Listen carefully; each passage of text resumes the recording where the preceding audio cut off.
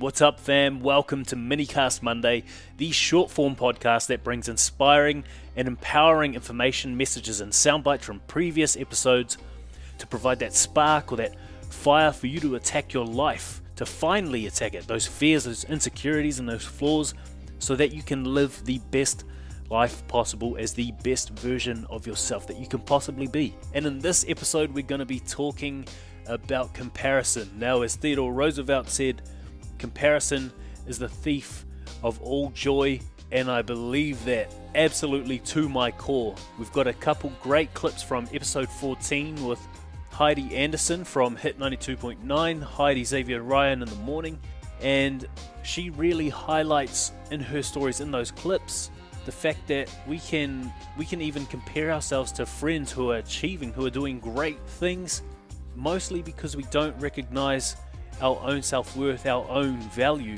And not only do we not recognize it, we don't appreciate it as well. Now, she also talks about social media and this comparison effect and how she went about minimizing the effect that how other people portrayed themselves on social media had on her. She's got a couple great tips, and I hope that if this is something causing you trouble, causing you strife at the moment, that you can implement it or test it yourself to see if this improves the quality of your life, because you deserve to live a life without constant anxiety or this feeling of inadequacy because of comparison, because you are enough. You are enough exactly how you are. You are worthy, you do have value. It's just up to you to see it. You know, it's funny, one of my mates, he runs Happiness Co, Julian, and I'm an ambassador for there. And it was funny, like I had this whole thing of what is my goals this year? Like, do I want to do more speaking and this and that? Because now I'm not riddled with anxiety. Yeah. I can speak again in front of crowds, and like I can tell my story, and I'm okay with it. And you wouldn't believe it, like, but I could barely get a word out for a long time. Wow. From coming from someone who did speech and drama, this and that, but I got so far in my own head with my anxiety that stopped. But I was like, oh, what is my purpose? Like, what am I doing? Like, and then it was actually when I went to his event that he ran. It was the second year. The first year there was maybe like 100 people, and second year he said, I want to sell out a ballroom of like 350 people for Happiness Co. And I remember standing there and I'm like, oh my God, like he's touching so many lives, like 300 people in here, and all these men were sharing their stories, you know, depression, suicide, anxiety, sexual abuse and everything. And I'm like, wow, this guy's incredible. And then the next day I went, oh my God, there's 400,000 people that listen to my show every single day, our radio show. And I don't even realize, like I you know, and if I put them all together in a room, holy shit, you know what I mean? When I've spoke about my anxiety, or when the boys have spoke about their depression, or when I've pushed certain real stories and real life situations and everything. But I was so envious of him that night, that he'd touched that many people, like for doing such an incredible thing. And then I went, hang on a minute, mate, that is what you do every single day. But not always through mental health. Exactly. You know, like it could be that I give someone a laugh. Like, you know, there's all different emotions that I'm making people feel. But I was just like, whoa, okay, that needs to be a reality check. So I've gone through the thoughts this year of, hey, maybe that is my calling, that I am supposed to be that person on the radio, that I am changing the one. Like I've changed the story a lot with people and brought out a lot of realness in radio. My post yesterday was about one of my girlfriends, Tanya Hennessy, viral sensation. She's got 1 million followers on Facebook. You know her for her videos. You know, people would know her. Anyway, her and I have done radio together for a long time, and I kind of mentored her through radio. And then all of a sudden she was nipping at my heels. And then all of a sudden she exploded online, and I had to remove myself, and I had to unfollow her as her friend. And I only told her this yesterday when we sat down, and I said to her, like, I love you. And, you know, we spoke about it briefly in a podcast, but I don't think she'd realised the magnitude of what her success had on me. And I said to her, I just wanted you to know that, like, I don't feel like that. Now she was here for a book launch, like, how fucking amazing. And I'm like, I'm so proud of you and this and that. And, you know, and I wrote that on my page yesterday, and people are like, oh my God, like that is so amazing that you can be so honest and but I'm like, I deal with comparisons all the time. Yeah. You know, like in my job, and I don't even know how these young kids do it, because like I remember comparing myself to girls in high school where all my body image issues started, because I was always the fatter girl. But these guys are online now, and I'm like, oh my God, it's hell. But we all have it, and it's all real. And like, you know, and a good thing that I learned as well, like that might be helpful for parents with kids, or, you know, for even yourself as an adult. I unfollowed a whole heap of people, including my friend Tanya, which I now follow again, but she doesn't follow me now. Shout out Tanya. Yeah, big love Tanya if you listen, but she's too bloody busy doing her book launch. I unfollowed heaps of people, and what I did is my friend Dr. Kat, when she was helping me through some body image, like working through my body image and stuff, my negative body image that I had of myself, she said unfollow a whole heap of people for 2 weeks. Yeah. And see how you feel, and see how much of your negativity is taken away. And like, because you know, because every time you're on the screen, Yes. and I was like, oh my God, it was unbelievable how much the negativity around myself like faded. Yeah. And then also like I started to look at myself differently in the mirror and stuff, because I wasn't being so negative all the time. Yes. And then I decided to go longer and do 6 weeks of this. And then I went, you know what? I'm going to follow all these people and just see how they make me feel now, 6 weeks later. And when I went back, I was like, oh my God, I noticed the difference in the way that I was thinking. And like I say, these people are incredible people that have great bodies, that, you know, good people and this and that. But what they're putting out there was not good for me and my mental health and my vision of myself. But it was interesting to see how the negativity, how quickly it came back. Yes. And so I was just like, well, fuck it. I'm just going to unfollow all these people. And like when I interviewed Turia Pitt on my podcast, you know, Google her story, but she was in the bushfires in the Kimberley, and she was burnt, and pretty much, I think over 70% of her body. She follows cool stuff like planet, like beaches, you know, things that she really likes, and that's what I've started to do.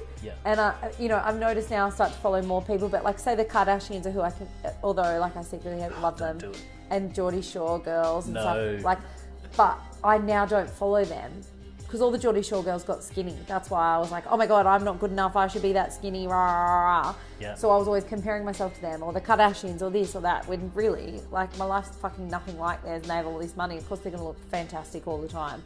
And they have hair and makeup artists and this and that. But you don't think that when you're scrolling, mate. You don't. But so I now, if I feel the urge to go look at them, I'll just go look at them. And it's more just an intrigue of their life. I don't follow them. So I unfollowed everyone that was making me feel like that. And now I'm just following cool shit. Good. Yeah. I'm glad for you. Yeah. You deserve it too. Yes. Especially with what you're doing and impacting lives through what you're doing with Real Heidi. Like, that's enough to be proud of, and enough to, I guess, look at yourself with some sort of value instead of that comparison on Instagram because of the way you look. Oh, exactly. But I also say to people about me too, unfollow me. If you're comparing yourself and you're feeling like shit when you see me, fucking unfollow. I won't be offended. You know, like I won't. Like you have to do what's right for you. And you know, whether it's a small break, a long break, or you know, from people like on social media or even in life. Just do it, because your health is more important. I know you would have got a few nuggets of gold to take away from that one, guys, especially that social media or that comparative sabbatical. If there is anything in your life that is making you compare yourself, making you feel less, making you feel unworthy, or like you haven't achieved enough, please take a sabbatical from it. See how you feel, see how the quality of your life improves, and then reintroduce it, much like someone with a gut issue would start reintroducing foods after they've eliminated them to see what would make them sick. Bring back that content, bring back that person into your life, see how they make you feel, and if you realize that that person or that content is detrimental, then cut them out. Cut them out, and do not feel bad about it at all.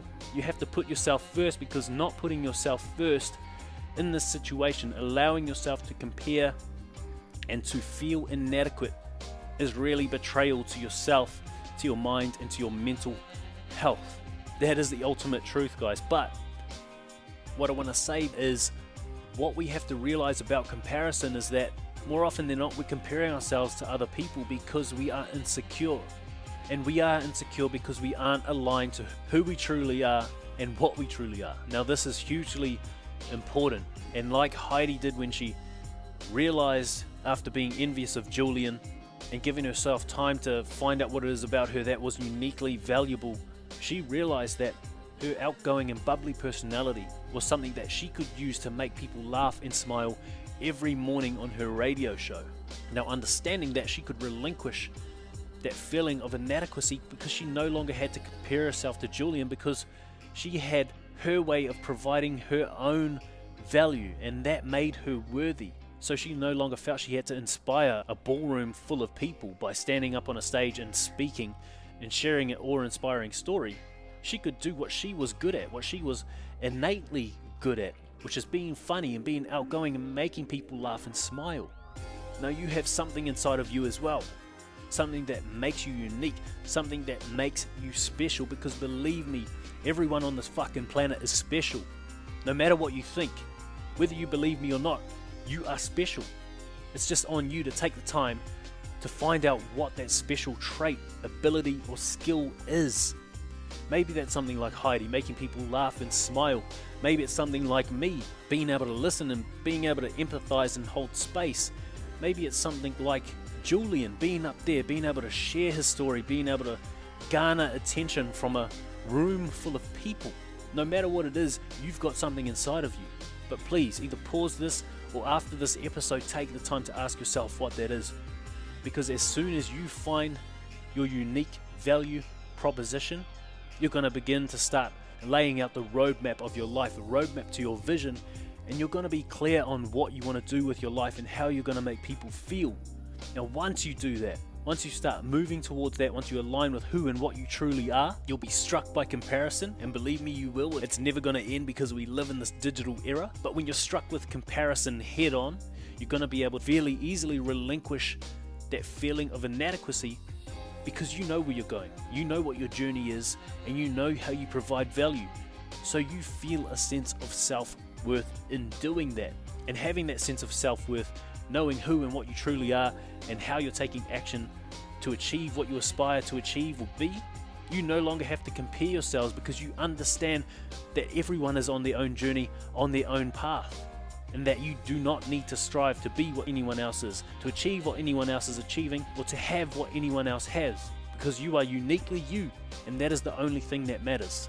Once you understand that, once you implement that, trust me guys, your life is gonna change. I know firsthand, and I feel like I am living proof of it. Thank you for taking the time to listen, guys. If you don't know already, we've got a new email newsletter. It's fortnightly. It's called 3 Source Friday. Every second Friday, we're going to give you 3 tips to help you become a better human, to help you master your mind. Go to openuppodcast.com to be a part of that. Scroll to the bottom of the homepage and chuck your contact info in there. And the first email newsletter will be Friday, the 9th of November.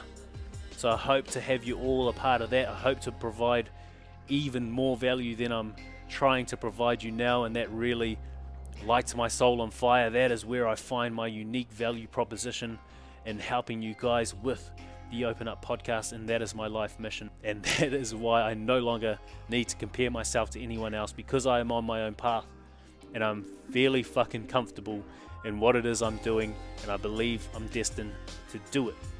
Now, thank you guys for taking the time to listen. Love you so very much. Have the best day, have the best week, and I'll see you next Monday. But until then, take care of yourselves and send out love and gratitude, because no doubt you will get that love and gratitude back. Ciao.